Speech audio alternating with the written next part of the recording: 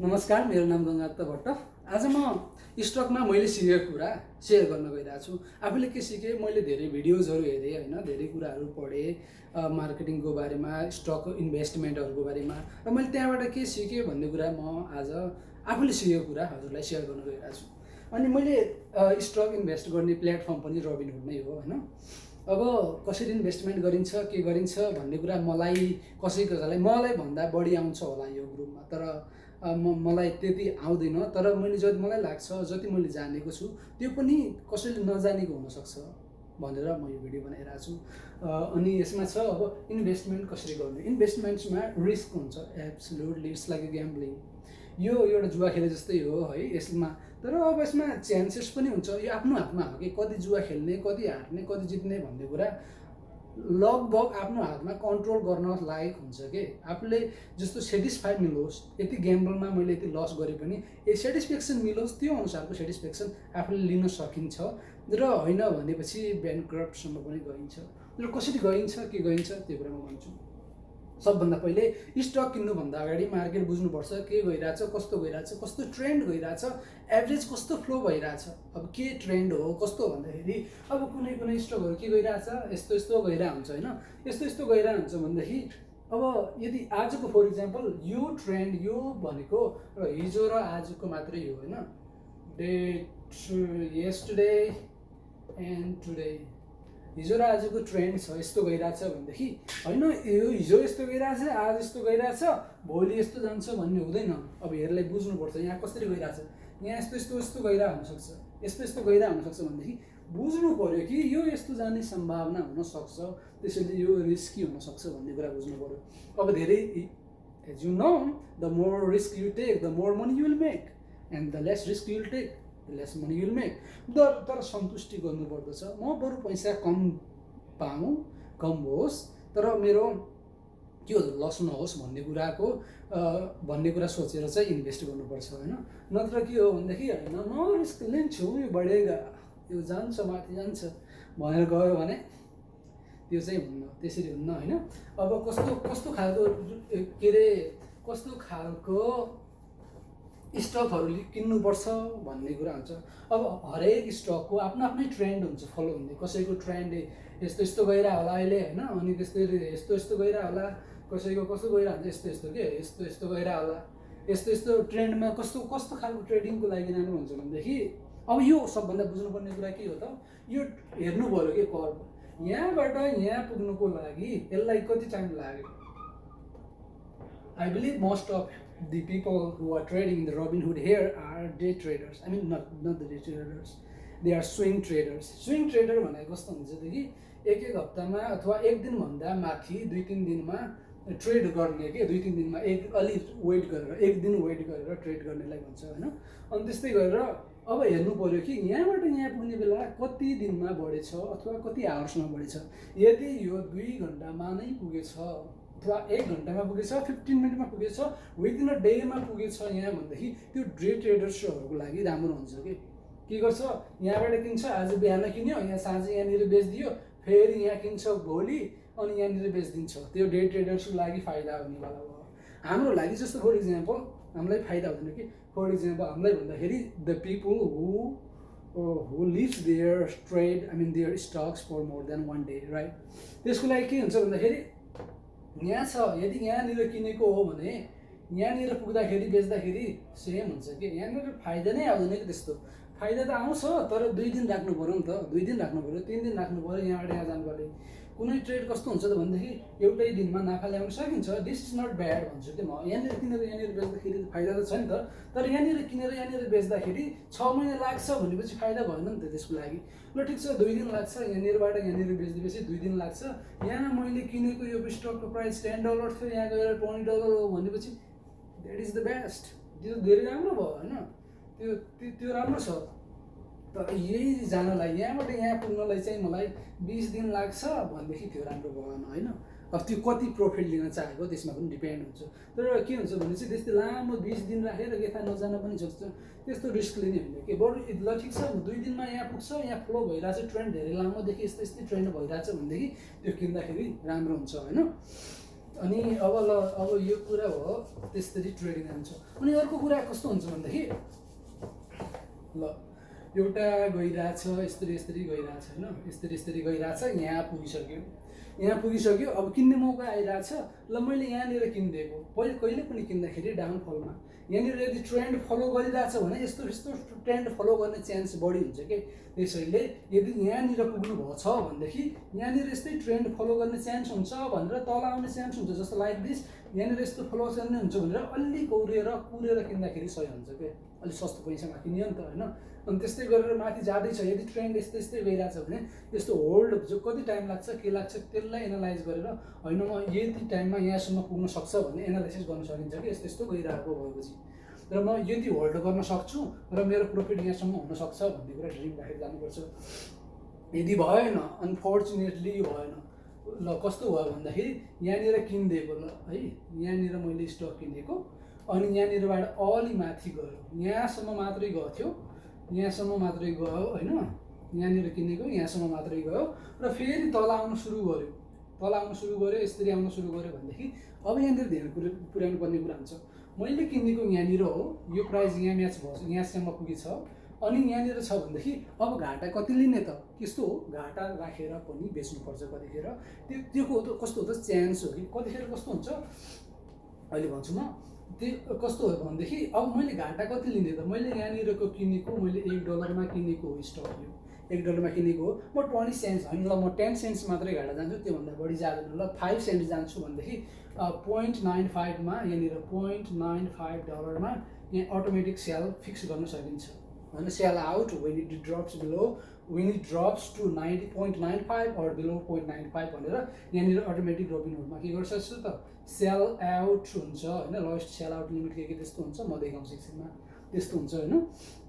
कस्तो हुन्छ भनेदेखि अब यहाँनिर छ $1 मा कहिले काहीँ यो 0.95 लाई टच नगरेर नै 0.96 बाट नै यहाँ यस्तो जाने हुन्छ कि, त्यो फाइदा हुन्छ। अलिकति घाटा सहेर पनि यहाँ पछि के जान्छ त यस्तो पनि गइदिन्छ, त्यही भएर अलिकति ड्रप राख्ने, तर के हो भन्दाखेरि धेरै नराख्ने कि आफूले कति ह्यान्डल गर्न सकिन्छ, कति लस म ह्यान्डल गर्न सक्छु भनेर क्यालकुलेट गर्ने, त्यसपछि त्यही अनुसार के गर्ने त यहाँ राख्ने होइन।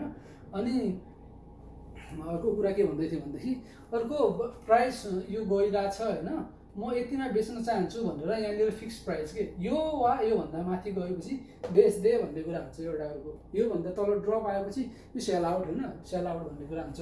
अनि योभन्दा तल आएपछि यहाँनिर पुगेपछि बेच्दे, ल यहाँबाट माथि गइरहेछ यहाँनिर पुगेपछि बेच्दे भन्ने कुरा पनि हुन्छ, त्यो पनि फिक्स गर्न सकिन्छ, त्यो कुरा भयो अब यसले होइन। यसको लागि अरू के फाइदा छ भनेदेखि हामीले जतिखेर धेरै ध्यान दिएको हुँदैन नि त, कतिखेर 100% कन्सन्ट्रेसन दिएको हुँदैन, भुलिएको हुन्छ, अर्कै काममा व्यस्त हुन्छ भनेदेखि आफै झर्न लाग्छ भनेपछि यहाँनिर एक्जिक्युट गरिदिन्छ कि, टेन्सनै लिनुपर्ने भएन। तर यो सधैँ यस्तो केस हुँदैन, रेयरली कहिले काहीँ computer as you know that computer are not 100% perfect yet, कहिले काहीँ के हुन्छ त केही इरर आइहाल्छ, केही हुन्छ नि त सिस्टमेटिक इरर हुन्छ अथवा त्यो स्लो हुन्छ, हरेक मान्छेहरू लाखौँ करोडौँ मान्छेहरूले युज गरिरहेको हुन्छ, त्यही गरेर कहिले काहीँ रबिनहुड स्लो भएर, जस्तो फर इक्जाम्पल हामीले यहाँनिर ड्रप रेट यहाँनिर आएपछि सेल आउट गरिदिए भनेर फिक्स गरेका छौँ भनेदेखि यहाँनिर आएर तल आएर पनि हुनसक्छ कि, तर त्यो रेयर केस हुन्छ अहिलेसम्म मैले युज गरेको मेरो एक्सपिरियन्स अनुसार होइन। अब एउटा अर्को कुरा के छ भन्दाखेरि मैले अघि नै भन्दै थिएँ यस्तो खालको ट्रेन्ड, मैले सेप किनेको थिएँ अगाडि होइन, स्प्राइट एयरलाइन्स कस्तो गइरहेको थियो भनेदेखि $7 मा पुगेको थियो होइन, $7 मा गइरहेको थियो, यहाँसम्म गयो $14 पुगेको थियो, $14 पुगेको थियो, फेरि मैले सेल आउट गरिसकेको थिएँ अगाडि नै, यहाँ 13 मै सेल आउट गरिसकेको थिएँ, फेरि आएर $7 मै झरेको के थियो, $7 मै गरेको, त्यसपछि अझ रेज भएर कति पुगेको थियो, त्यो $14 मा पुगेको थियो। अब मैले सेम ट्रेन्ड फलो हुन्छ कि भनेको, योभन्दा अगाडि चाहिँ थिएन त यस्तो ट्रेन्ड, योभन्दा अगाडि सिम्पली यस्तो मात्रै थियो, यस्तो पनि थिएन, लगभग स्ट्रेट नै थियो कि, लगभग स्ट्रेट नै थियो, त्यस्तो खासै ट्रेन्ड राम्रो थिएन है। त्योभन्दा अगाडिको मैले त्यो कुरा हेरेन, अनि यहाँनिर पुग्दाखेरि अब कस्तो भयो भनेदेखि अब एकचोटि तल झऱ्यो अनि दोस्रोचोटि पनि तल झऱ्यो, अनि तेस्रोचोटि चाहिँ कस्तो भएको भन्दाखेरि यहाँनिर आएर फेरि यस्तो सर्लक्कै माथि गएको। अब यहाँनिर कस्तो हुन्छ भन्दाखेरि यदि यहाँनिर झरिरहेछ, यहाँ हामीलाई थाहा छ यो तल गइरहेछ, हामीले जस्तो किनेको यहाँनिर किनेको थियो हामीले यहाँनिर किनेको थिएँ, यहाँनिर पुग्दाखेरि तल झरिरहेको छ भनेदेखि यहाँनिर बेचिदिने हो त, अलिकति घाटा लिएर बेचिदिने हो। तल आएपछि एकदमै डाउनमा आइसकेपछि किन्ने हो होइन। तल आएपछि यहाँ किन्ने पनि यहीँनिर किन्ने होइन, फेरि किन्ने यहाँनिर हो कि अलि बढिरहेछ भनेदेखि there is chance, there is probability, hit the point भनेर यहाँनिर किनिदिने हो। फेरि यहाँनिर किनेपछि त्यसपछि यदि यहाँनिर किनेछौँ हामीले, घाटामा तल गइरहेछ भनेदेखि कति घाटा बेर्न सक्ने त्यसै अनुसार गर्ने होइन, माथि नै गइरहेछ भनेदेखि त भइहाल्यो नि त होइन। अनलक योर लक भइहाल्यो। त्यो कुरा हुन्छ। फियर भन्ने कुरा हुन्छ। सबभन्दा हार्नेको मेन कारण भनेकै फियर हो कि मान्छेले कसरी हार्छ, यदि स्टक प्राइस नराखेर खर्लक तर जान्छ त्यसपछि हार्छ। कस्तो हुन्छ त्यो केसमा भन्दाखेरि अब यो छ केस, यस्तो छ ल यस्तो छ होइन। अब मान्छेले यहाँनिर किनेको हुन्छ, जस्तो फर इक्जाम्पल कुनै पर्सनले यहाँनिर किन्यो ल $2 सेयर किन्यो, $2 किन्यो, बढेर यहाँ पुग्दाखेरि $3 पुग्यो। अनि अलिकति तल गयो अनि उसले भन्छ होइन यसको market capacity average market capital चाहिँ यसको कति छ त $2 बिलियन छ भन्छ। $2 बिलियन छ, राम्रो त्यो त राम्रो, धेरै राम्रो पैसा हो त्यो चाहिँ कम्पनीसँग भएको होइन। अनि त्यसले त्यहाँ छ इन्भेस्टमेन्ट, त्यसले मार्केट क्यापिटल यस्तो यति छ, $2 बिलियन छ भनेर कहिलेकाहीँ होइन यहाँ अलिकति तल जान्छ माथि जान्छ भन्ने कुरा हुन्छ। फेरि यहाँनिर तल आयो होइन, तल आयो लगभग यसको एभरेजमा आयो, अब माथि जान्छ भन्ने कुरा हुन्छ होइन। अलि माथि गएन, यहाँसम्म पुग्यो, अलि तल गयो होइन, अब त बढी नै घाटामा गयो, अब त बढ्ने बेला मात्रै बेच्छु भन्ने कुरा हुन्छ। साइकोलोजी कस्तो हुन्छ होइन, घाटामा धेरै गइसकेछ, अब त बढ्ने बेला मात्रै, यहाँसम्म उसले राखेन कि यहाँनिर लिमिट प्राइस राखेन यहाँनिर, अब यहाँ आइसकेछ, यहाँनिर डर लागिरहेछ, अब म यति लस त म गर्न सक्दिनँ, यति म बेच्न सक्दिनँ भन्छ।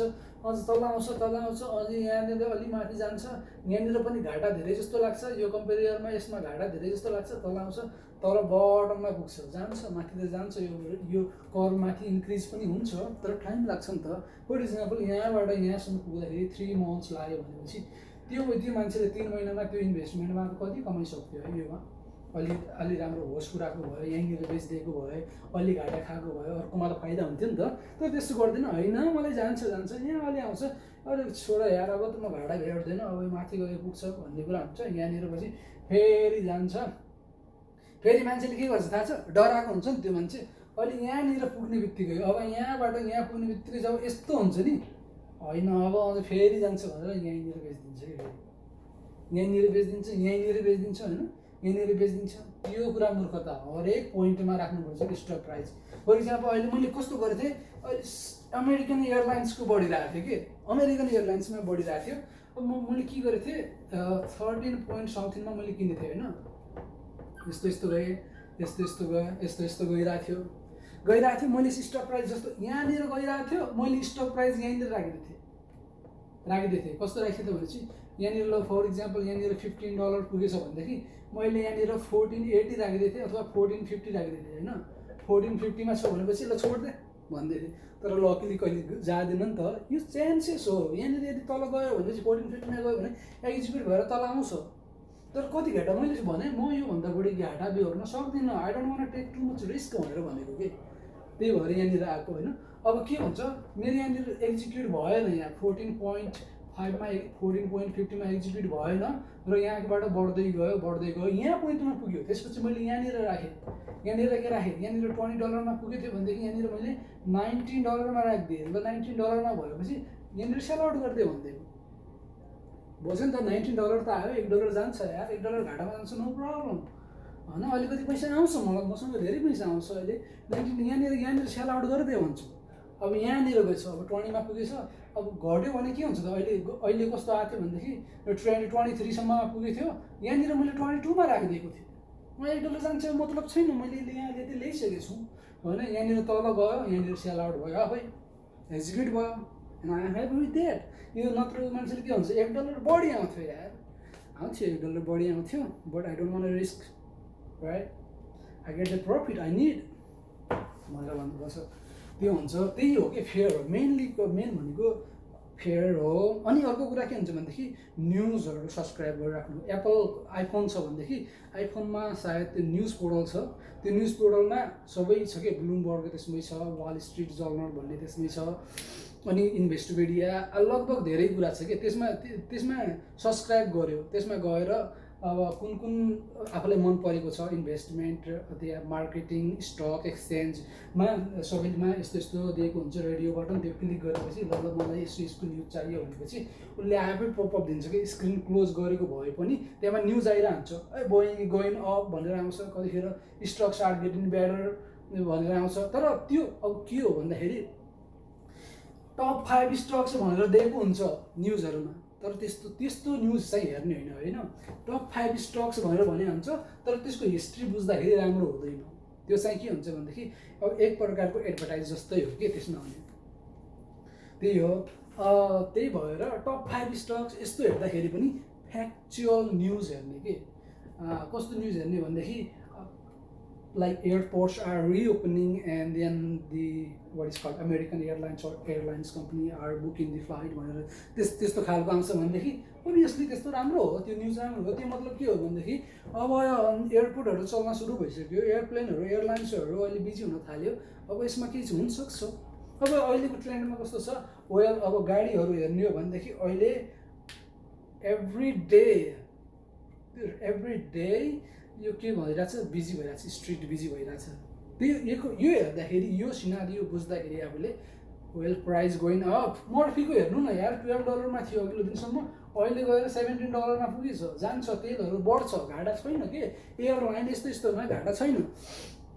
तर कुनै कस्तो हुन्छ भन्दाखेरि यस्तो छ होइन, यस्तो गइरहेछ, गइरहेछ, अगाडिदेखि नै यस्तो गइरहेछ, यस्तो भइरहेछ भने चाहिँ धेरै ल्यास प्रोबेबिलिटी हुन्छ कि यसमा पैसा कमाउने, यस्तोमा पैसा कमाउने।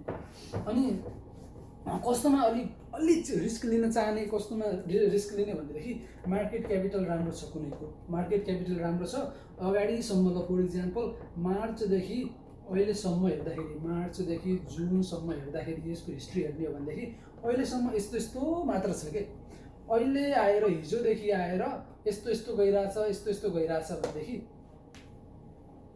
I think it can go up होइन। तर रिस्क चाहिँ हो, तर लेस रिस्कको हो कि, किनकि यसको हिस्ट्री हेर्दाखेरि यो अहिलेसम्म बेसमै थियो, यसको टाइम आइसक्यो भन्ने कुरा हुन्छ होइन, टाइम हेज केम भन्ने हुन्छ। त्यही भएर यस्तोमा चाहिँ अलिकति हिजोको फर इक्जाम्पल अर्को के कुरा थियो भन्दाखेरि एलके भन्ने थियो, मैले किनेको कारण के थियो भनेर सोधिरहेको थिएँ होइन धेरैले। एलके थियो, किन थियो भन्दाखेरि यसको हिस्ट्री हेर्दाखेरि यस्तै मात्र गइरहेको थियो कि बेस प्राइस एकदमै बेस लेभलमा मात्रै थियो, यो कहिले पनि बढेकै थिएन। त अब यसको टाइम आएको हुनसक्छ भनेर किनिदिएको, अनि त्यसमा किन्दाखेरि कति ड्रपमा राख्ने, कति लस गर्ने, त्यो सेट प्राइस गर्नुपर्छ, त्यसले गर्दाखेरि बेनिफिट हुन्छ। म एकछिनमा देखाउँछु रबिनहुड एपमा त्यो कसरी गर्ने भन्ने कुरा। अनि रबिनहुडमा एउटा मेन जान्नुपर्ने कुरा के छ भन्दाखेरि डे ट्रेडिङको बारेमा जान्नुपर्ने हुन्छ। रबिनहुडमा डे ट्रेडिङ भनेको एकै दिनमा किनेर एकै दिनमा बेच्नेलाई भन्छ। नर्मली रबिनहुडले के भन्छ भनेदेखि 3 to 4 डेज राख भन्छ कि उसलाई, 3 to 4 डेजसम्म ट्रेड गर भन्छ। त मैले त्यस्तो जो नर्मली आज किनेर भोलि बेच्दा त्यस्तो फरक पर्दैन, मैले अब्जर्भ गरेको कुरा होइन। कस्तो खालमा राम्रो हुन्छ त्यो भन्दाखेरि यस्तो खालको छ भनेदेखि यहाँनिरबाट यहाँनिर पुग्नको लागि विदिन अ डेमा यहाँ पुग्छ भनेदेखि धेरै राम्रो हो कि। यस्तो ट्रेन्ड फलो कुनै स्टोरले यस्तो ट्रेन्ड फलो गरिरहेछ भनेदेखि अनि यहाँबाट यहाँ पुग्ने बेला विदिन अ डे ट्रेडिङ आवर्समा 3 PM हुन्छ सायद, 3 PM 8:30 to 3 PM trading our भन्छ कि। यो भित्रमा किन बेच र के भन्छ त बाइङ एन्ड सेलिङ धेरै फ्लेक्सिबल हुन्छ, इन्स्टेन्टली हुन्छ। यदि 3:10 3:15 सेल गर्न खोज्यो भनेदेखि after hour trading the price might affect set price limit भनेर भन्छ कि होइन। त्यही भएर 8:30बाट अनि के अरे 8:30बाट 3 o'clockसम्ममा के हुन्छ त ट्रेडिङ आवर हुन्छ रबिनहुडमा। अब ट्रेडिङ योभन्दा अगाडि के गर्न सकिन्छ, बेच्न त सकिन्छ, योभन्दा अगाडि अप लिमिट प्राइस राखेर होइन बेच्न सकिन्छ। किन्नलाई चाहिँ यहीँ आएर एक्जिक्युट हुन्छ कि ट्रेडिङ आवर्समा नै हुन्छ। अनि त्यो कहिले हुन्छ त मन्डे टु फ्राइडे हुन्छ होइन, यो बिजनेस आवर्स। अनि हलिडेजहरूमा अफ हुन्छ रबिनहुड, पब्लिक हलिडेजमा चाहिँ अफ हुन्छ, पब्लिक हलिडेजहरूमा पनि। अनि अर्को कुरा रबिनहुडमा जान्नुपर्ने भनेदेखि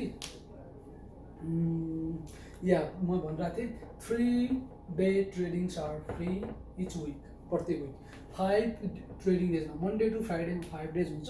त्यो मध्ये 3वटा डे ट्रेडिङ गर्न मिल्छ। 3वटा डे ट्रेडिङ यस्तो गर्ने कि अब कस्तो भन्दाखेरि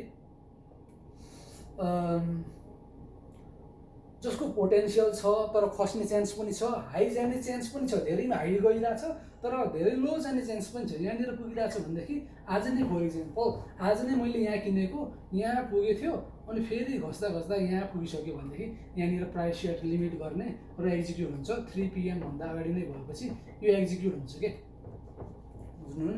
3 PM भन्दा अगाडि नै भएपछि यो एक्जिक्युट हुन्छ। 3 PM पछि भएपछि चाहिँ एक्जिक्युट हुने चान्स आई थिङ्क कम हुन्छ, पछि हुन्छ, अलि झ्या हुन्छ, तर I am not sure about that. के हुन्छ होइन, 3वटा गर्न सकिन्छ। अनि अर्को आज मैले एउटा के गडबड गरेको भनेदेखि सबै सेयरहरू मैले बेचिसकेको थिएँ। बोइङ किनेको उहाँ कतिमा किनेको भन्दाखेरि 204मा किनेको, 204मा किनेको होइन। अब लकली चाहिँ यो कस्तो गयो त भन्दाखेरि यो 16सम्म पुगेको थियो, 16सम्म पुगेको थियो होइन। 4बाट 16मा झरेको थियो।